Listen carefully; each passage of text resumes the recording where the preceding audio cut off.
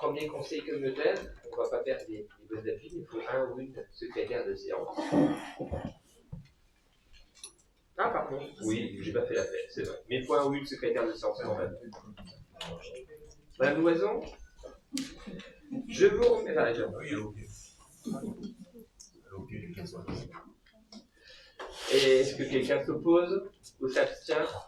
Eh bien, écoutez.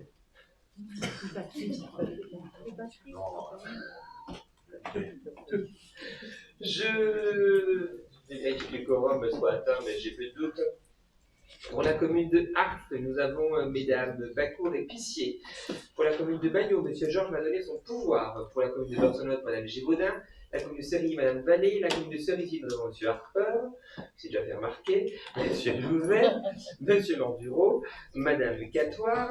Pour la commune de Coulours, nous avons M. Crozier. Pour la commune de Courgenay, nous avons M. Pagny et Langilier. Pour la commune de Placy, Mme Pierre. Pour la commune de Foissy-sur-Vanne, Mme Saint-Cierge-Durand. La commune de Fourneau-d'A, M. Violette. La commune de l'Apostole, Mme Desfélis. Pour la commune de Laïc, Mme Crozier. Pour la commune de l'Éclairimois, Mme Poulain. C'est pas dur encore. Pour la commune de Lessiège, M. Marandel. Pour la commune de l'Ével-Lavanne, M. Maudet, Mme Terouet, M. Lamarre, Mme Berthelin, que j'ai vu arriver. Pour la commune de Mollon, M. Bézine. Pour la commune de Pont-sur-Vanne, qui nous fait le plaisir de nous accueillir ce soir. Ça aurait dû être une longue journée, je t'ai perdu, Valérie. Ça aurait dû être une longue journée, finalement, on nous a juste accueillis ce soir, mais merci pour ton accueil. Nous avons Mme Picon. Pour la commune de Saint-Maurice, au Richeushomme, M. Fage-Galtier. Pour la commune de Vaudeur, M. Herlot et Mme Durand, que je ne t'avais point vu, Nadège. Je me suis faufilée discrètement pour ne pas me faire afficher, mais c'est dommage. Pour la commune de Vaumort, Mme Rocher. Pour la commune de Villechétier, Mme Vier. Pour la commune de Villain-l'Archevêque, Mme Loison. Mme Declercq qui a donné le pouvoir, M. Putois, et moi-même. Le quorum est en atteint. Nous allons pouvoir continuer. Je vais passer la feuille de présence. Je veux mettre aux voix le compte-rendu du dernier conseil communautaire. J'avais pas eu de remarques. Donc, est-ce que quelqu'un est contre? S'abstient? À l'unanimité, je vous remercie. Il va falloir participer un peu ce soir parce que l'ordre du jour n'est pas très conséquent. Donc, si vous dites rien, ça va vite être réglé. Donc, je pourrais commencer par vous donner lecture de l'ordre du jour si vous le souhaitez. Non, il était important qu'on se réunisse ce soir. C'est surtout pour la convention avec la petite commune du Pays d'Hôte pour l'accès à la déchetterie. Eux l'avaient délibéré, il fallait qu'on puisse donner accès à la déchetterie d'Aix-Villemontpalis à nos habitants, aux habitants de certaines communes, on en parlera tout à l'heure. Mais voilà pourquoi il fallait qu'on se réunisse. Il n'y avait pas d'urgence ensemble, il fallait qu'on se réunisse et de toute façon, il fallait ouvrir les crédits aussi. Vous avez dû le faire ou le faire, vous allez le faire dans vos communes. Premier point à l'ordre du jour, du coup, eh bien. Ouverture de crédit donc pour la communauté de communes, sur le compte principal. Rien de particulier. Vous l'avez derrière, vous voyez. Donc rien de particulier, c'était validé ce matin au bureau. Il n'y a pas de dépenses fléchées particulièrement, si ce n'est peut-être les drapeaux pour la communication. Denis qui a juste à côté de vous voyez. Voilà, c'est peut-être juste la dépense qui est fléchée au niveau du budget principal, donc quelques drapeaux pour la communication, parce que le temps des imprimés ou autres, si on veut les veut pour le printemps et pour les manifestations, il faut qu'on puisse les lancer maintenant. Sinon, le reste, 5 000 € en acquisition d'équipements divers, 2 500 € en équipement de mobilier de bureau, acquisition de drapeaux CCVP aux communications 4 000, publication diverses 2 500, acquisition d'équipements divers 2 000, acquisition d'équipements divers pour les travaux, et pour les déchetteries tout à l'heure 2000, et 20 000 € pour les bâtiments. Voilà, c'est simplement, comme vous, dans la limite de 25% du total, dans la limite de 25% de l'opération, en sachant que les montants que nous inscrivons là devront être à minima réinscrits dans le budget que nous voterons en particulier, juste si besoin, en cas de panne d'un ordinateur, d'une machine. Est-ce que vous avez des remarques à ce sujet? Donc pour un total de 36 000 €, donc on aurait pu mettre jusqu'à 619 439,94 €.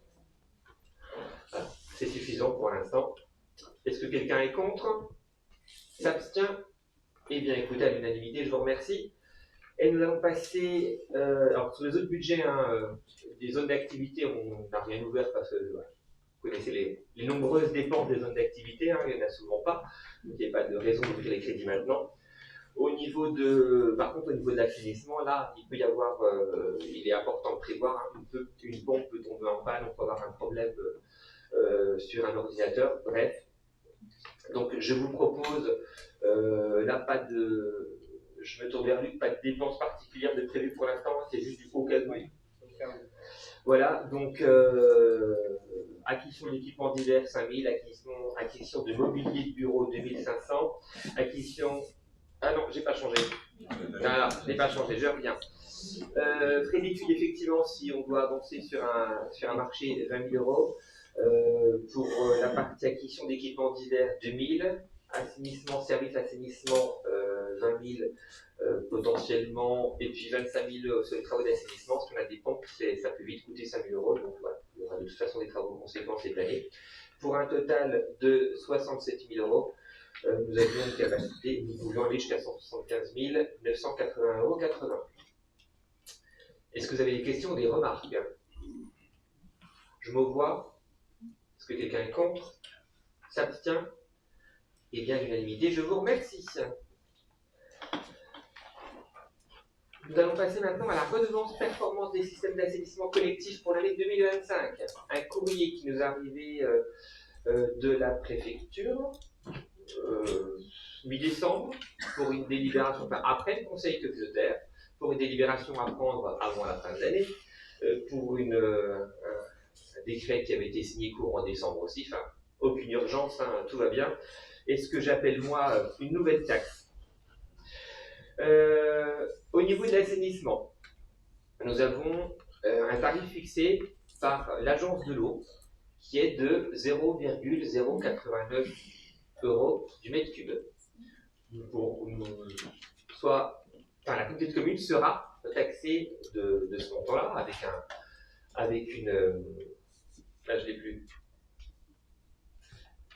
un coefficient, merci, avec un coefficient donc de 0,3 cette année, c'est le même pour tout le monde. Si on ne définit pas de montant, c'est la communauté de communes qui sera prélevée de ce montant et on ne pourra pas aller chercher auprès de nos habitants. J'appelle ça une nouvelle taxe tout simplement parce que qu'on soit bon ou qu'on soit pas bon, les habitants vont payer, plus ou moins. Cette année, exactement pareil, puisque le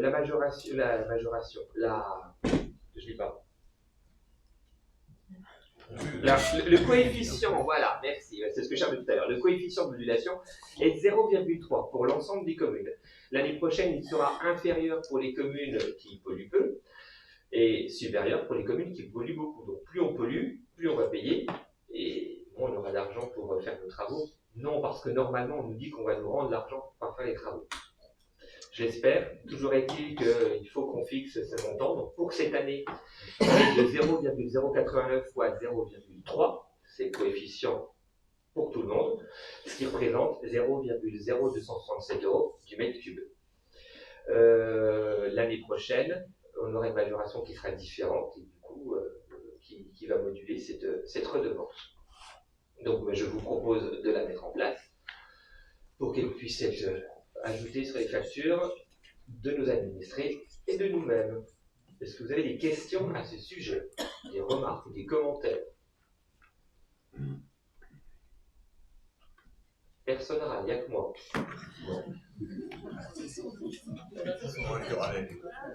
Je m'attends à ce que tu râles un peu, toi aussi. On va faire râler. Je veux pas. Non, mais au moins faire remarquer que c'est. Ah oui, on est pas d'accord. Allez, on est pas d'accord.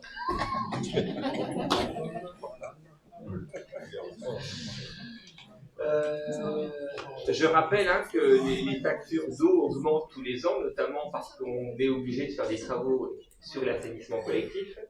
Et cette quote-part va continuer d'évoluer et ensuite on va rajouter, on n'avait pas prévu ça, et on va le rajouter aussi. Je me vois, donc pour mettre en place cette redevance telle que je vous l'ai présentée, cette année de coefficient donc, qui est le même pour tout le monde et ça sera modulé l'année prochaine.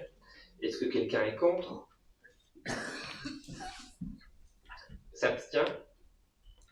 Avec une voix contre, M. Herlot, c'est adopté. Si on ne l'adopte pas, ça veut dire que c'est prélevé directement sur les fonds de la communauté de communes et qu'on ne va pas lever cet impôt entre guillemets. Je râle sur ce genre de choses parce que je trouve que c'est un petit peu comme la TGAP. On dit aux habitants qu'on n'augmente pas les impôts. Et je suis en forme ce soir, j'ai envie de dire. On dit aux habitants qu'on n'augmente pas les impôts et puis finalement on va les lever directement aux collectivités locales. C'est le cas de la TGAP, c'est le cas de cette redevance, et puis derrière on n'a pas d'autre choix que d'aller les lever sur nos habitants aussi. Donc je trouve que cet impôt déguisé, on nous impose et on va dire, vous avez vu, c'est pas l'État, c'est les collectivités locales qui augmentent les impôts. Non, on fait juste que répondre aux sollicitations nationales. Et c'est ça qui m'énerve. Voilà, mais tout va bien sinon. Point suivant. Vote du taux de majoration en cas d'absence d'installation d'assainissement non collectif ou de dysfonctionnement grave de l'installation existante quand il y a un risque pour la santé ou l'environnement. Et je passe la parole à Luc qui va vous expliquer tout ça. Bonsoir à tous. Donc, auparavant, dans le règlement, on avait la possibilité de majorer en multipliant par 2 le coût du contrôle de l'assainissement non collectif en cas de défaillance, c'est-à-dire qu'en cas de mauvaise note ou en cas de pollution, donc la règle était la même pour tous. Là, le but de multiplier par 400% tel qu'il vous est proposé dans le règlement, c'est pour pouvoir interagir directement sur les situations polluantes pour les absences de stations. Parce que je m'explique, les gens, quand ils payaient 200, 220 € tous les ans, à la limite, ça leur coûtait moins cher que de refaire une station d'épuration. Donc aujourd'hui, la réglementation a changé. Donc le législateur a fait évoluer et on peut aller jusqu'à 400% dans cette optique pour vraiment lutter contre toutes les situations où il n'y a pas d'assainissement non collectif, où il y a aussi des fois une pollution avérée. Donc c'est juste pour cela, ceux qui ont juste une ventilation à réparer, qui seront déclarés non conformes avec des petits travaux, en fait ne seront pas soumis à cette participation-là. Mais pour ceux qui sont un petit peu récalcitrants et qui n'ont pas envie de faire les travaux, qui continuent de payer l'amende jusqu'à présent et contre lesquels on ne pouvait pas faire grand-chose, c'est le règlement, c'est la possibilité de mettre ceci dans le règlement, et ce qui nous permettra, je dirais, d'avoir des assainissements non collectifs qui soient aux normes quand on a des situations qui sont quand même des fois très, très, très polluantes.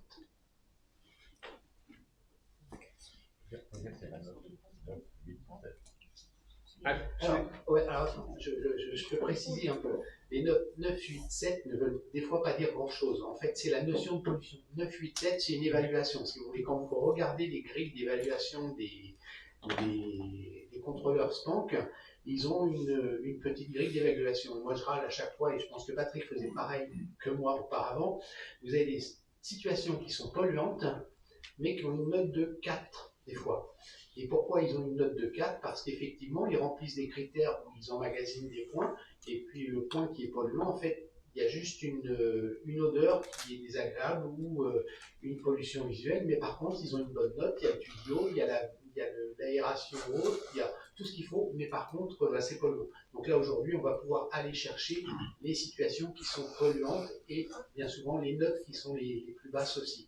Donc on n'avait pas mis ça en place depuis le début, puisqu'en fait, quand on a commencé le STANC il y a à peu près 15 ans maintenant, on avait déjà pris la temporalité de faire un contrôle tous les 10 ans et non pas tous les 2 ans. Dans certaines communautés de communes, c'est tous les 2 ans. Le contrôle assainissement est à la charge en fait du pétitionnaire. Il se retrouve à payer un contrôle tous les 2 ans. Nous, on avait trouvé que c'était un petit peu abusif, donc on était resté sur la temporalité de 10 ans.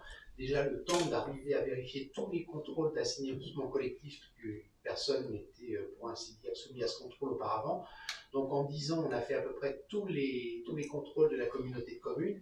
Là maintenant, on commence depuis 4 ans à peu près à revenir pour le deuxième contrôle de certains assainissements donc, qui ont été contrôlés dans les années 2010-2011.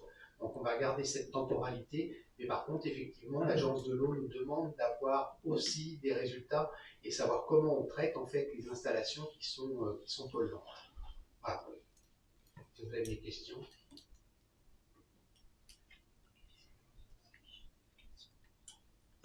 On en a parlé ce matin, le montant actuel est de 161 € taxe, il est absolument pas dissuasif. Quand on n'a pas du tout d'installation, il est plus intéressant de payer l'amende de 161 € que de se lancer dans quelque chose, et du coup, on laissait des choses polluantes. Et puis, donc voilà, c'est être dissuasif. Et deuxièmement, on s'est rendu compte aussi que parfois lors de vente, vos acquéreurs négocient à la baisse parce qu'il n'y a pas d'installation conforme pour l'assainissement. Bon, ben, baissez-moi le prix de 10 000 € parce que derrière j'aurai l'installation à faire.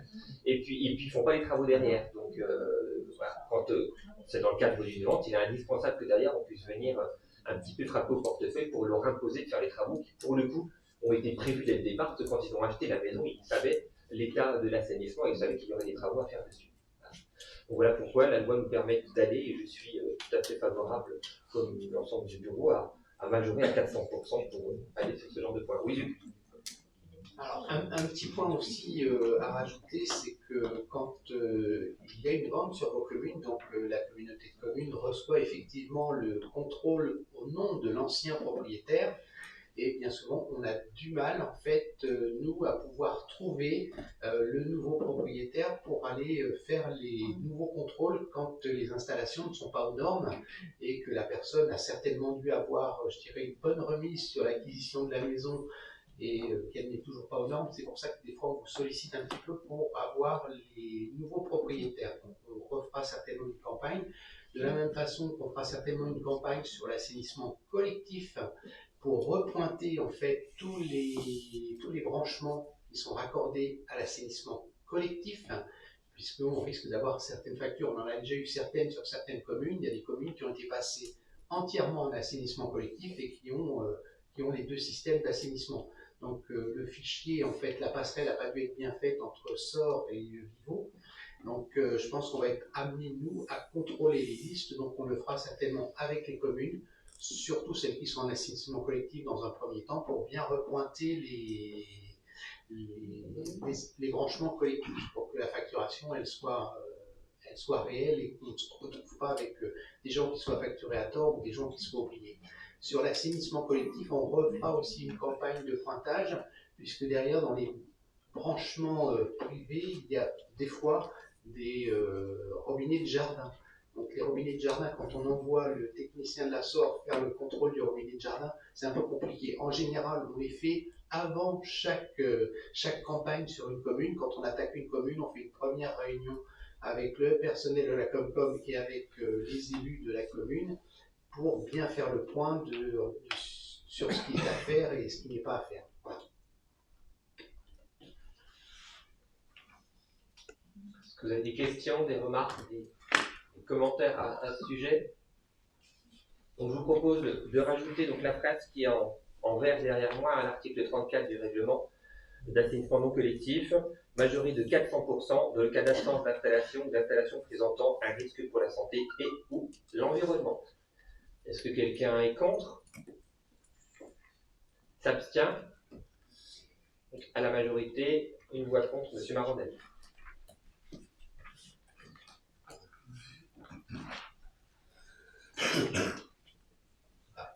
Juste une précision pour toi, Hervé, c'est qu'en matière de police, c'est dans tes pouvoirs de police ce genre de choses. Donc à un moment, s'il y a une pollution avérée, si tu n'as rien fait pour la contrecarrer, c'est toi qui peux en être responsable.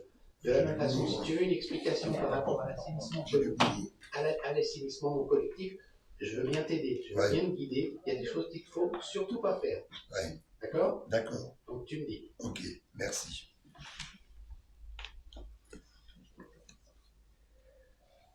Donc, point suivant, convention avec la CCPO, Communauté de communes du Pays d'Oth, pour l'accès à la déchetterie de Aix-Gibord-Palix. Donc, dans le cadre de la fermeture de la déchetterie de l'Archevêque pour les travaux, ça a permis d'avancer sur un sujet sur lequel on a travaillé depuis un petit moment. Marie-Jo, du coup, t'es en état ou pas? Non, je ne pas. Je fais. Donc, il était négocié effectivement l'accès à cette déchetterie. Alors, c'est le début, hein, ça fait longtemps qu'on travaille avec le Sénonais, avec la petite commune du Pays d'Oth, c'est le début. Donc, c'était peut-être un petit peu frileux au départ. L'idée, c'est, leur crainte aussi, c'est de ne pas être submergé par nos habitants. Donc, voilà pourquoi on a limité en fait aux communes qui sont frontalières. Cette convention concerne les habitants de Beurre-sans-Lot, de Sérigny, de Coulours, de Flacy et de Saint-Denis. Les communes comme Courgenay, comme Vieux-l'Archevêque avaient été ajoutées au début. Finalement, elles ont été supprimées en disant qu'il y avait aussi la proximité avec Sens et que l'idée, c'était pas non plus de se tourner trop sur Aix-en-Lot. Pour l'instant, c'est une convention pour la durée des travaux et on verra certainement avec eux pour peut-être continuer cette convention par la suite en permettant, pourquoi pas aussi aux habitants des communes frontalières comme Vilaine de venir sur la déchetterie de l'Archevêque quand elle aura rouvert. Pour l'instant, on n'a rien proposé, donc c'est une convention pour la durée des travaux. Ils nous ont permis une reconduction mois par mois si les travaux traînent un petit peu. Donc voilà, on pourra renégocier. En tout cas, je les remercie parce qu'eux ont déjà délibéré cette convention. Ils ont accepté. À la tarification de 34,89 € du mètre cube, en fait, ils nous ont fait une moyenne de tout en fonction des quantités de déchets moyens que vous pouvez recevoir.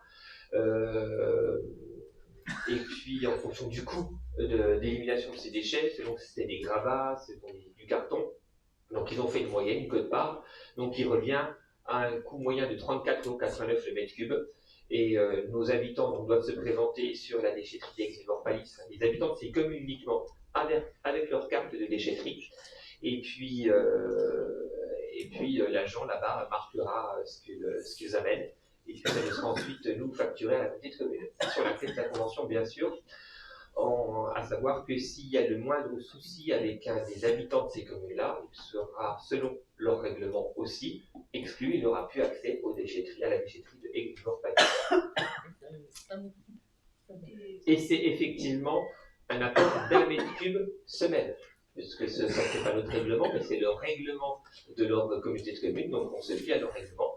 Donc pour les communes concernées, c'est 1 mètre cube semaine et non pas 3 mètres cubes jour, comme chez nous. 1 mètre cube jour. Nous Oui, non, là, oui, non, mais. 1 mètre cube jour. Ah, c'est 1 mètre cube jour, pardon, 1 mètre cube semaine, c'est 1 mètre cube jour.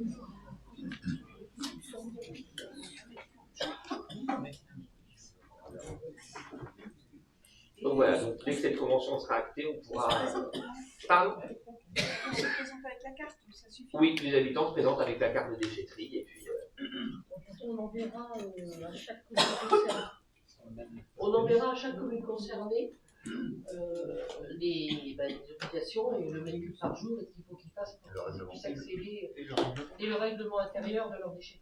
C'est ça, on est sur les grandes lignes de règlement de ce qui changeait par rapport à nous. Oui, tout à fait. On déposera ça dans les boîtes aux lettres, on fait comment? Je ne sais pas. Alors, la communication que vous souhaiterez, après, oui, parce que nous, Intramuros ne sera pas encore en place, mais voilà, c'est là où l'application va être pratique après pour pouvoir communiquer ce genre de choses. Mais nous, on communiquera sur notre site. Effectivement, si vous voulez relayer vous plus largement auprès de nos habitants, on aura la communication, on pourra vous la donner, vous pourrez la distribuer si vous le souhaitez. On pourra avoir tout le service pour qu'ils préparent un petit flyer et que ça distribue. Est-ce que vous avez des questions à ce sujet? Non? Donc je mets au voix. Est-ce que quelqu'un est contre? S'abstient? Eh bien écoutez, à l'unanimité, c'est adopté. Je vous remercie. Voilà, donc le temps de signer la convention et puis communiquer avec les habitants et ce sera parti. Création d'un poste d'adjoint d'animation. J'en ai un petit peu parlé lors de la cérémonie des vœux. Lors des vœux, je vous ai présenté le projet de territoire éducatif rural. Pour beaucoup d'entre vous, vous avez aussi participé à la rédaction de la CTG, où il est prévu un accueil pour les adolescents. Les adolescents, il est ressorti que leur zone de camaraderie, si je puis dire, est plus large que nos communes, puisqu'ils se connaissent au collège, et puis ensuite, les copains se mettent un petit peu sur toutes les communes du territoire. Ils ont déjà, moi je les ai rencontrés dans le cadre du TER, ils ont déjà évoqué la volonté de pouvoir se réunir en dehors du temps scolaire pour faire des choses ensemble, on ne peut pas leur reprocher, tant mieux. Et puis, l'idée, c'est de leur mettre le Mille Club à disposition. Et ensuite, donc, parce qu'il y a cette proximité avec le collège pour s'il y a des activités à faire le soir ou le mercredi à midi par exemple, mais c'est aussi de leur proposer de faire découvrir ce qu'il peut y avoir sur leur village. Voilà pourquoi on va réfléchir aussi à un service de mobilité. la commune de l'archevêque a un minibus qu'elle pourra mettre à disposition, un 9 places, donc qui se conduit avec un permis D. La communauté de communes fera aussi, cette année, on verra au moment du vote du budget, l'acquisition d'un autre minibus, histoire de pouvoir couvrir l'ensemble du territoire. J'ai expliqué qu'il n'est pas facile de ramener avec un seul et même minibus, même s'il n'est pas plein, des enfants qui iront de Ars jusqu'à Saint-Maurice, au Riche-Zomme. Ça va faire pas mal de route. Donc voilà, donc l'idée c'est de leur proposer, et s'ils le souhaitent aussi pendant les vacances, c'est qu'il y ait une activité sur la commune de Vaudeur par exemple, d'organiser quelque chose sur la commune de Vaudeur et de permettre aux jeunes des autres communes d'aller sur Vaudeur, retrouver leurs amis, et de faire des activités sur la commune de Vaudeur, ou d'aller profiter du City par exemple, tout neuf qu'il y a à Courgenay, enfin bref, je ne vais pas lister toutes les communes. Nous avons le choix, actuellement les communes gèrent ce service scolaire, périscolaire, pardon, mais pas pour les ados, en tout cas pas autant qu'on pourrait le souhaiter. L'idée, c'est de ne pas empêcher les communes de pouvoir faire, mais de faire, nous, de proposer ce service. Voilà pourquoi prochainement, là on n'est pas prêt, on doit rencontrer la CAF prochainement, le 14 mars, je crois, donc le 14 mars, pour voir un petit peu comment monter la chose. L'idée, ce serait de prendre en fait, pas une compétence complète, mais un service. Ce service ado, accueil ado, pour qu'on puisse travailler avec l'ensemble des communes et l'ensemble des jeunes du territoire pour que l'offre puisse être proposée à tout le monde. Si on veut ouvrir un service, il faut nécessairement, si c'est la communauté qui le porte, avoir un directeur et un service indépendant qui fonctionnera. Nous avons actuellement sur les communes de le regroupement Saint-Maurice, Riche-Zomme, Courgenay, sur l'Éveil de la Vanne, sur Ars et sur Vieux-l'Archevêque, 4 communes qui sont équipées d'accueil de loisirs avec dans les 4 structures un directeur. Les directeurs travaillent déjà ensemble. L'idée n'est pas de recruter un nouveau directeur, mais de faire travailler ces directeurs ensemble pour porter la structure. Or, le SDGES est clair, il faut un directeur pour la structure. Donc soit on recrute un directeur sur la communauté de communes et on a un service indépendant, mais oui, du fait qu'il s'entendra avec notre directeur actuel et de recréer un service complet, ou alors on le fait porter par une structure qui est déjà en place. Je vous proposerai, ça sera dans un deuxième temps, je vous proposerai en fait de faire peut-être porter ce dispositif de façon totalement transparente par Vieux-l'Archevêque pour la simple et bonne raison qu'en fait l'école élémentaire qui a cette structure accueil de loisirs est à côté du mi-club et que du coup officiellement c'est le directeur de l'accueil de loisirs qui pourrait être responsable de cette structure. Ça n'empêche que les autres directeurs auront leur mot à dire et qu'on garde notre corps CTG au niveau de la communauté de communes. Derrière, nous aurions besoin d'un animateur spécifique pour encadrer les ados, donc sur le mini-club et sur les différentes activités qu'il pourrait y avoir même ailleurs, ne serait-ce que pour les ramener après le soir chez eux. Et ce directeur, pour l'instant, à l'heure actuelle, je n'ai pas la réponse de savoir s'il doit être recruté, s'il peut être recruté par la communauté de communes et mis ensuite à la disposition de ce service qui existera, ou s'il doit être recruté par la commune, dont dépendra, où il y aura le directeur, c'est-à-dire Vieux-l'Archevêque.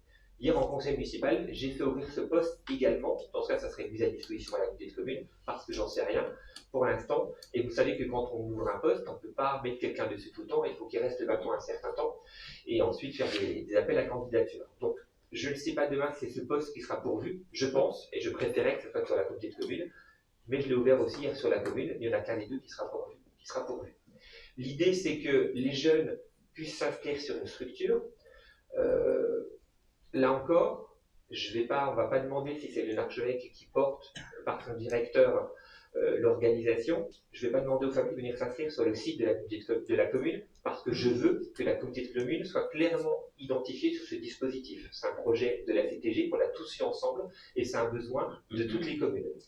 Donc voilà pourquoi il y aurait un lien qui serait ramené, que les inscriptions se feraient via le site de la communauté de communes. Après, forcément, ça basculera sur le site AGDI de la structure organisatrice officielle pour le SDGES. Il y aura bien entendu un tarif qui sera décidé en conseil, qui serait unique pour l'ensemble des jeunes du territoire de la CCDPO, pour qu'aucun territoire ne soit exclu de ce dispositif. Donc, il suffirait de dire que pour les jeunes de 11 ans jusqu'à 17 ans, parce qu'on ne peut pas aller jusqu'à 17 ans, ça sera tel tarif. L'idée en créant ce poste ce soir, c'est de pouvoir commencer à réfléchir au recrutement, parce que c'est une personne qui doit avoir un BPGEPS pour encadrer des ados, donc ça ne se trouve pas, pour ceux qui ont des structures, vous savez que ça ne se trouve pas aussi facilement. Et puis, c'est un point que les jeunes ont déjà évoqué dans leur réflexion avant même les élections. Les jeunes qui se sont retrouvés au sein du collège dans le cadre du territoire éducatif rural ont déjà évoqué ce besoin. Ouais, ils m'ont clairement dit, hein, avant on se réunissait sur les accueils de loisirs, on pouvait faire des activités, et puis maintenant on est au collège, on ne peut plus. On n'a plus l'âge, il n'y a plus rien pour nous, donc ils ont déjà évoqué ce besoin. Je pense qu'il faut qu'on soit réactif. Pour la commission, là où on travaillait au niveau de la CTG, on était assez partant sur le fait qu'il fallait plutôt réactif et proposer ce service. Là, les jeunes le demandent aussi. Donc voilà pourquoi ce soir, je vous propose de créer ce poste. Encore une fois, il n'y aura qu'un animateur qui sera recruté. Je ne sais pas sur quelle collectivité. La réponse, on l'aura avec tous les points de mise à disposition de personnel, de toutes les gestions, avec l'ACAF, les DGF, de toutes les réponses en termes juridiques et les financements qu'on pourra avoir pour ce dispositif le 14 mars. Voilà. Est-ce que vous avez des questions sur ce point, sur cette création, sur le territoire éducatif rural, sur tout ce qui est en train de se mettre en place un petit peu au niveau de la jeunesse? Ça bouge pas mal. Rien n'est totalement encore cadré parce que ça va plutôt vite par rapport à notre mode de fonctionnement où on délibère, on en discute et puis voilà. Je vous ai parlé de prise partielle de compétences pour que les communes puissent continuer d'organiser la chose. Pour faire bref, les communes ont gardé la compétence petite enfance. Les Vallées d'Avannes, par exemple, ont pu faire fonctionner une microcrèche sur leur territoire. Ça n'a pas empêché la petite commune de prendre la compétence partielle de la petite enfance en organisant ce qui était le RAM avant, le RPE maintenant. C'est bien RPE, hein? Je suis resté sur le RAM. Le RPE maintenant, donc voilà, ça c'est porté par la petite commune, ça n'empêche pas les communes de faire des choses. Le service adolescent pourrait être porté par la communauté de communes tout en permettant aux communes de continuer de faire des choses ensemble. Et j'ai déjà moi sollicité Nadège, là qui est autour de la table, j'ai sollicité aussi Madame Léger sur la commune de Courgenay qui est aussi investie au sein des jeunes sur sa commune. S'il y a d'autres personnes qui veulent s'y investir, c'est bien volontiers. L'idée c'est qu'il y ait des animateurs, c'est qu'il puisse y avoir des référents élus. Et puis à la fois cet accueil ado, mais aussi ce conseil des jeunes qui va avoir son élection le 12 mars, je crois, hein. C'est un mardi, c'est le 12 mars. Ça sera très rapidement. Parce que moi, ils ont déjà une question à vous poser. Moi, je vous l'ai déjà posée, je connais la réponse, mais j'aimerais qu'eux viennent vous la poser et que je suis curieux de voir votre réponse face à eux. Donc, ils seront déjà invités en conseil communautaire pour vous proposer des choses, leurs besoins, leurs volontés. Et puis, si on a des jeunes qui ont envie de faire bouger le territoire et puis qui viennent nous secouer un petit peu, je trouve que c'est pas plus mal. Et ils seront les bienvenus. Voilà. Donc, n'hésitez pas à réagir. Hein, si vous avez des questions, si. Voilà. Je ne dis pas que ce sera un service qui sera totalement indépendant au bout d'un moment. Peut-être que le temps nous fera dire qu'il faudra que ce soit un service autonome avec son propre directeur. L'idée pour l'instant, j'en avais parlé moi, avec les communes qui ont déjà des structures, c'est pas de recréer un service complet avec un nouveau directeur et engendrer des dépenses supplémentaires. Voilà pourquoi l'idée était de faire porter par une autre structure. Et moi, je viens demander à la directrice de Saint-Maurice Courgenay de porter, mais quand il y aura besoin d'être sur les deux structures lors d'un contrôle, elle ne pourra pas être à Courgenay et sur le mi-club en même temps, alors que le directeur de l'URGEVEC pourra être sur le mi-club et sur l'école parce qu'il y a une petite distance entre les deux et que juridiquement ça le fait. C'est uniquement pour ça que je vous propose de le faire porter en partie par l'organisation de l'accueil de loisirs de Villeneuve, mais ça reste un service, et j'y tiens, intercommunal, parce que une commune seule ne peut pas le faire fonctionner parce que nos ados, c'est tous ensemble qu'ils ont envie de faire des choses. Est-ce que vous avez des questions? C'est parti. Je vous propose du coup la création d'un poste d'adjoint d'animation catégorie C à temps complet. Et voilà, s'il n'est pas pourvu, on le refermera lors du prochain conseil communautaire. Si la CAF nous dit, ben non, c'est sur la commune qui va créer. D'après le début de réponse que j'ai eu, ça ne serait pas le cas. Mais et j'ai fait exactement, et je pense que les conseillers du NURJEVEC peuvent en attester, j'ai fait exactement la même proposition hier. On a créé le poste aussi, on a dit qu'on le fermera au prochain conseil si on n'avait pas besoin. L'idée, c'est pas de perdre 3 mois en attendant le prochain conseil et puis de tout décaler. Si on peut avoir un accueil ado qui fonctionne et puis qui puisse s'organiser déjà quelque chose d'ici cet été, ça serait franchement une très bonne chose. Donc pour créer ce poste, est-ce que quelqu'un est contre? S'abstient? Eh bien, écoutez, à l'unanimité, je vous remercie.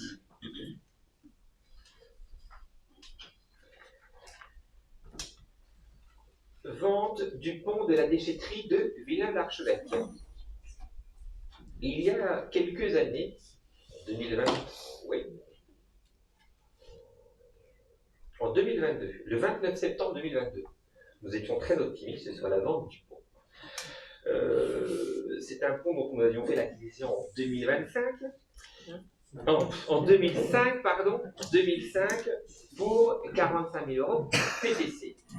Du coup, vous m'aviez autorisé à le mettre en vente au prix de 20 000 euros. On est ambitieux. Aujourd'hui, la meilleure offre qu'on vous propose, elle est de moins de 1 000 euros. Voilà, elle est à 900 et quelques euros, pas 952 euros, je crois. On était peut-être un petit peu ambitieux. Du coup, on en a discuté ce matin en bureau. On s'est dit, bon, 900 euros, c'est pas entendable non plus.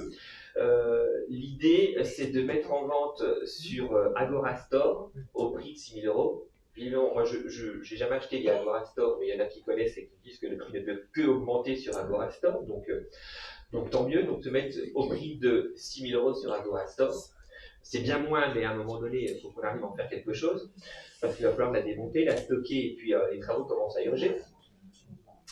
Et puis, donc ça c'est le premier point. Et le deuxième point, ça serait de permettre au bureau communautaire, donc vice-président, président, de valider la négociation. Parce que si on le met à 6 000 euros et puis que finalement on n'a pas de touche et quelqu'un nous en propose 5 500 ou alors que ça monte et puis voilà, qu'on puisse acter la vente pour qu'à un moment donné on puisse signer ce document et que le pont puisse partir et rentrer les quelques euros qu'on peut rentrer. Donc on essaiera de faire pour le mieux. Est-ce que vous souhaitez réagir par rapport à ça? On peut laisser à 20 000 si vous voulez. Ou si quelqu'un veut en faire l'acquisition. Mise à prix 20 000. Donc on fait comme ça, on le met sur Agora Store pour 6 000 euros et puis vous autorisez le bureau communautaire à valider la négociation et vous autorisez du coup à signer la vente derrière en fonction du meilleur prix qu'on aura pu obtenir. Est-ce que quelqu'un est contre? S'abstient? Je vous remercie. Information. Bon, il n'y en a qu'une décrite derrière, mais j'en ai deux. Au niveau du défi zéro déchet, je suis déjà la spécialiste, hein, mais allez. Oui, donc le défi zéro déchet, donc les dates étaient jusqu'au 30 janvier, devant le manque de motivation des familles. Il manque des familles. Le pays d'hôte, il n'y en avait qu'une. Donc la date butoir est reportée au 16 février, donc j'ai fait passer le message à toutes les communes, directement avec une affiche que j'ai mise ici moi-même. Ils devaient nous envoyer des corrections. Donc, là, on a quand même recruté 2 autres familles, donc il m'en manque encore 2. Donc j'espère que dans nos communes, quelques personnes vont se... J'avais quelques contacts avec Vaudeur, avec 2 personnes qui étaient présentes au vœu. Je sais pas, Nadia, si tu as eu le temps de les voir. Ou... Non. Mais je les vois demain soir. Donc alors, on parle... Voilà. Parlons-en. T'envoies 2, tu nous en ramènes au moins 50%. Oui, elles font leur course au marché, il y a le marché demain soir. Je suis bénévole au café, donc on va forcément se rencontrer. Est-ce qu'il y a d'autres communes qui pourraient voir? C'est important hein, que pour le le marché, territoire je peux soit leur donner représenté. quelques flyers. Ah bah super, oui. Ouais. Je vais distribuer demain. Voilà. Alors j'ai quelqu'un, une personne qui s'est inscrite qui est accompagnatrice et qui en a pris pour donner dans le bus. Moi j'en ai donné dans les écoles, pas dans l'école de moment. Hein. Les noms des communes qui sont concernées à fonder Patrick de Vent. Alors il y a les Vallées de la Vanne, il y en a une, qui avait déjà fait l'année dernière, mais bon, bah, elle s'est inscrite donc on la reprend. J'en ai une de Beaumort. Et les sièges. On a bien fait le boulot, avec Je l'ai vendu. Alors bien. Donc n'hésitez pas, si vous avez des familles et encore plus avec des enfants, c'est pas mal d'essayer de les inciter là-dedans, surtout s'ils ne sont pas à fond dans le genre de démarche, tant mieux. Voir comment on peut les sensibiliser, comment derrière nous on pourrait s'améliorer. S'ils sont déjà... j'essaie d'en recruter, mais on me dit, en fait on n'a déjà pas de déchets, on a des poules, on a tout ça. Bon, j'ai abandonné, effectivement, s'ils ne produisent pas de déchets... Mais on les prend quand même. Hein. Tu prends quand même. Bon, et bien, Daniel, qui peut lancer Claude Léger, du coup, je l'avais suggéré, elle m'a dit qu'elle allait pour. Non, Et c'est sinon, pas je grave. m'inscrirais comme ça, il y aura quelqu'un d'autre. Ouais. Non, qu'on n'arrive pas, parce qu'il y a 5 familles par interco, donc on aurait 5 familles, ce serait bien. Quoi. Ou alors, on pourrait tirer au sort parmi un élu autour de la table pour voir s'il est au top sur le tri et voir les résultats. Hein, on aurait pu faire ça dans les jeux aussi. Oui, enfin, puis quand je vois ce qui se passe à la télé, là, cette semaine, ils ont parlé, là, ils arrêtent pas avec les pots de yaourt, là. Il y a des choses, mais ça me fait plaisir. Hein, ils ont besoin de retard. Donc voilà, si les gens écoutent ça, c'est vrai qu'ils doivent se dire, ah, mais le tri pro, c'est pas trial, vraiment. Puis on a le refrain, mais là, voilà, si on peut sensibiliser quelques personnes, une de plus, c'est toujours mieux que rien. Merci. Et puis très brièvement, donc moi pour ceux qui n'étaient pas pu être présents au vœu sur la commune de Lessiège, c'est pour reparler donc du démarrage de l'application Intramuros, donc qui va être pris en charge par la communauté de communes pour un coût annuel de 2 500 € pour la communauté de communes et l'ensemble des communes. Donc c'est une application mobile que vous pourrez vous alimenter et que chaque commune pourra alimenter et tout va se regrouper un petit peu à l'intérieur sur l'agenda des manifestations par exemple, sur les associations du territoire, sur les communications de la communauté de communes. Là par exemple, on pourrait très bien, communauté de communes, vous envoyer une notification aux habitants des communes qui sont concernées pour l'accès à la déchetterie d'Aix-Morpalis. On peut choisir que ces communes-là et envoyer une notification uniquement à ces communes-là pour pouvoir faire une communication bien plus simple sans toujours avoir à solliciter vos secrétaires de mairie qui font déjà beaucoup de travail. Donc voilà, à savoir que ce qui n'est pas pris en charge par la communauté de communes, ce sera la partie affichage légal, ça concerne les communes. Je crois que ça monte de 5 € par mois pour les communes qui veulent l'avoir. Donc c'est quelque chose que vous pouvez avoir, ça permet de dater vos documents et d'avoir un vrai justificatif sur le que vous allez publier ou autre. Donc voilà, il n'y a pas d'obligation à le faire. En tout cas, ça, si les communes veulent le faire, c'est leur affiche légale à elles, donc ce sera à elles de s'engager dans le dispositif. Si vous avez des questions sur Intramuros, moi je vous oriente vers les communes de Molinon, on a l'Apostole et puis on a Vaumort qui l'ont déjà. Et les quelques élus, là je pense à Francis qui a fait de l'autre côté, je pense. Francis qui a fait la formation aussi et qui du coup avait coché les notifications de ses communes, maintenant à chaque fois qu'il se passe un truc à Molinon ou ailleurs, il a la notification, il est informé. Donc, preuve que ça fonctionne. Et voilà, moi je le dis au vœu, mais ça peut vraiment être un outil pour les associations, mais aussi pour nos commerçants et faire valoir des choses sur le territoire. Donc voilà, on va permettre de communiquer plus facilement. On sait que la communication c'est pas facile, donc ça nous permettrait vraiment de communiquer facilement. À nous derrière d'utiliser correctement les notifications d'urgence et les notifications classiques, si je puis dire, pour ne pas que les administrés se désabonnent de la notification d'urgence, histoire que quand on a une information importante à leur faire passer. Les communes qui ont Panneau Pocket, moi j'ai déjà des communes qui m'ont dit j'ai Panneau Pocket, vous pourrez continuer avec Panneau Pocket, vous pourrez continuer avec les deux. Je vous demanderai simplement de jouer le jeu et de communiquer sur Panneau Pocket existant de cette application parce que ça permet de communiquer sur tout. Ça permet par exemple sur l'agenda des manifestations, si tu fais un événement sur l'AI et puis que Molinon fait un événement sur sa commune, dans l'agenda en fait tout va se mettre dans le rayon, dans le nombre de kilomètres qu'on aura choisi autour. Donc sans se polluer. Et puis il y a même, et là je pense à Dominique, avec l'office de tourisme qui va venir auto-alimenter avec Decibel Data qui va venir automatiquement alimenter donc tout ce qui se passe d'un point de vue touristique sur l'agenda. Enfin, là je pense à la commune de Vaumort, que j'étais sur son site il n'y a pas longtemps, qui a mis ses éléments remarquables, le menhir, auquel Marie-Jo tient tant, la sorcière. Là encore une chose, chaque commune peut rentrer ses éléments remarquables et puis après quand vous êtes un habitant du territoire ou un touriste, parce qu'il y a des touristes qui utilisent aussi cette application, et bien vous allez dans éléments remarquables dans un rayon de 30 km et puis vous avez tout ce que les communes ont pu alimenter. Il y aura un onglet par exemple déchetterie. Celui-là, vous n'aurez pas à y toucher. Par contre, quand la communauté de communes mettra dedans que la déchetterie est fermée parce qu'il y a une canicule, les gens qui ont une notification l'auront et les autres pourront aller voir dessus. Ça sera changé en temps réel sur l'ensemble de tous les sites, de toutes les communes. Donc vos administrés, ils ont leur partie communale et ça ne les empêche pas d'avoir les infos des autres communes s'ils le souhaitent et des infos de la communauté de communes. Voilà. Pour un prix sont toutes raisonnables. Je pense que 2500 € pour une application mobile pour l'ensemble des communes, pour les communes qui sont abonnées, je pense que si vous faites le calcul, oui, c'est bien plus avantageux de passer via la communauté de communes que de passer pour les communes. Donc voilà, les communes qui ont déjà payé auront des avoirs, notamment sur l'affichage légal par exemple, où on pourra négocier un remboursement. Les communes qui n'ont pas de site internet, sachez que les informations que vous allez mettre sur l'application mobile pourraient ressembler à un site internet et faire office de site internet aussi. Avec deux choses, soit on arrive via le site intramuros, c'est après on choisit votre commune, soit vous voulez un nom de domaine, qui s'appelle commune de Placy par exemple, et dans ce cas, là il y a un supplément qui est un nom de domaine, et que vous pourrez payer intramuros pour avoir votre commune de Placy et avoir le site internet directement. Donc ça veut dire qu'encore une fois, vous mettez des choses sur l'application mobile, ça se met sur le site internet, ça se met partout.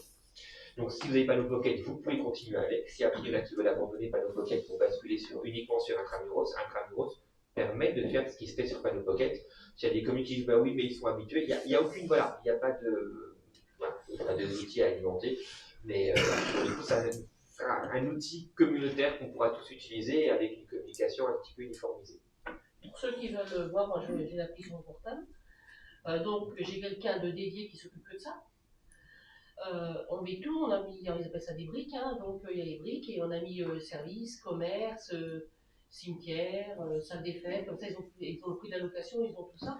Alors au départ c'est vrai que c'est un travail à tout rentrer les infos, mais après c'est vrai que c'est bien quoi, les gens ils regardent quand même, il m'a fait voir parce que la personne j'étais là voir hier, il a le nombre de vues, tout ça, enfin ça marche bien. Et puis nous on n'avait pas de site internet, donc ça nous fait office aussi de site internet. Quoi. Donc ça c'est une bonne application. Voilà. Donc, je vous remets un derrière, c'est ce que j'ai montré au vœu très brièvement, mais on peut mettre dessus ce que l'on veut. On peut par exemple signaler un problème de voirie pour votre commune si vous le souhaitez. Vous pouvez faire des sondages, vous pouvez faire des boîtes à idées, mais ça, voilà, ces tuiles, vous les faites disparaître, apparaître comme vous voulez. Il n'y a aucune obligation de les mettre. Il y aura, il peut y avoir différentes choses. La vie associative. Là, si je vais sur ce que je disais, l'agenda, ça c'est pas de la démonstration, hein, mais il y a tout ce qui se passe, je te disais, le nombre de kilomètres, le moment où ça va se passer, et puis vous avez les affiches de toutes les communes. Moi là, si je veux chercher sur la commune, j'ai coupé internet pour pas être embêté par les notifications, donc vous n'aurez pas la commune de Vaumort, mais voilà, si je veux chercher la commune de Vaumort, j'ai dessus. Quand je suis sur l'application, pour avoir, et vous allez voir à quel point c'est simple. Vous avez ici les différents services de la commune, donc là c'est une démonstration, c'est pas rentré, et vous avez au niveau de la cloche les notifications, et là il suffit simplement de cliquer dessus, et voilà, maintenant c'est jaune, j'aurai les alertes majeures de la commune, j'aurai rien d'autre, ou alors j'ai toute l'information communale, à chaque fois que la commune va publier quoi que ce soit, n'importe quoi, une affiche, un truc, j'aurai l'information, j'aurai une notification, donc on s'y abonne pas, on peut s'abonner uniquement par exemple aux informations de la déchetterie, parce que celles-là on les considère importantes. Et puis par contre, celles de l'assainissement, je les aime pas, donc je les mets pas. Voilà, on peut vraiment faire ce que l'on veut. Et c'est là où je vous disais qu'on peut aussi rajouter des notifications, par exemple, sur les associations, une association particulière. Moi, je suis, j'en sais rien, moi, j'aime la raclette vaudorinoise, je vais m'inscrire et j'aurai une notification de la raclette vaudorinoise et j'aurai pas celle du club de basket parce que le basket, ça m'intéresse pas. Et puis je vais avoir une notification du boulanger de les sièges, j'aurai une notification du boulanger des sièges et j'aurai pas celui de Minot parce que je ne suis pas abonné, parce que j'ai pas son pain ou parce que voilà, plein de raisons. Bref, les habitants font ce qu'ils veulent et je trouve ça pas mal. Des fois on est inondé par les notifications, on en a vraiment la main et c'est très simple. Souvent, il faut aller dans les menus des applications pour savoir. Là, vous avez vu, il y a simplement une petite cloche et après vous rentrez et vous avez le choix sur tout. Et là, ils sont sur une démonstration parce qu'ils sont en train de travailler avec un département. C'est pas le cas d'une autre, mais ça veut dire que les habitants vont avoir les infos du département, de la communauté de commune et de la commune, tout sur un même endroit. Et là, je pense qu'on atteint vraiment un niveau de communication qui est pas mal. C'est pas notre cas pour l'instant. Voilà, ça c'est juste une information. Je reviens au niveau des informations, les VP, il n'y avait rien de plus, hein, normalement, on en a parlé ce matin. Donc, questions diverses. J'en ai reçu une seule de M. Herlot. Alors, on l'avait évoqué, elle ne concerne pas directement la communauté de commune, mais je trouvais intéressant de pouvoir échanger avec. échanger tous ensemble pour qu'on ait les points de vue de tout le monde et puis qu'on puisse répondre unanimement, je trouve qu'on est plus fort quand on est unis. Et ça concerne les frais de scolarité que nous demande le groupe privé Saint-Étienne. Jacques, si tu veux expliquer un petit peu ce qu'il en est. Oui, donc, le groupe privé Saint-Étienne qui est à Sens est un groupe scolaire qui est sous contrat, privé sous contrat. On reçoit régulièrement, enfin tous les ans, des demandes de participation aux frais de scolarité d'enfants vaudeurs qui sont scolarisés dans ce groupe. Où je suis un petit peu étonné. Alors, l'année dernière, je dirais, on avait reçu une lettre assez comminatoire de la part du groupe Saint-Étienne. Ça avait déclenché au niveau de la sous-préfecture une réunion avec le groupe Saint-Étienne et puis le sous-préfet. Et réunion très, très houleuse. Hein. Les maires présents, je dirais, c'était une véritable bronca. Et le sous-préfet, une véritable bronca parce qu'ils ne sont pas sujets aux mêmes relations que nous avons, nous, entre communes. Il n'y a pas la possibilité ou l'obligation de la dérogation. C'est-à-dire qu'ils ont pour principe, à partir du moment où il y a déjà un enfant scolarisé dans le groupe et qu'il vient un frère ou une sœur, on est obligé de prendre tous les deux enfants, de participer aux frais de scolarité. Ce qui n'est pas du tout le cas, nous, entre communes, hein, c'est à partir du moment où on a l'école, la garderie, la cantine, de dire, si vous voulez aller, par exemple, à Cerisier, non, je veux bien que vous y alliez, mais je ne participe pas aux frais. Donc, si vous voulez, par contre, là, apparemment, ils nous sortent la loi qui dit que, dans ces conditions, lorsqu'il y a un regroupement de fratries, ou pour des raisons médicales, hein, là, ça ne se discute pas, mais je dirais qu'on se fait forcer la main, parce que, je dirais, le système est simple, c'est-à-dire que le premier enfant, il n'est pas déclaré. C'est-à-dire qu'on ne nous demande rien. Les parents mettent leur enfant au groupe scolaire. Et puis l'année d'après, eh bien, il y a le petit frère ou la petite sœur, paf, qui apparaissent. Et là, on nous demande de participer pour les deux. Au moment où, donc, l'année dernière, on a refusé. Je dirais, alors c'était pas simplement, je ne sais pas s'il y avait des collègues de la communauté de communes. Hein. Donc, ça a été chaud, hein, vous vous souvenez, hein, c'était assez chaud.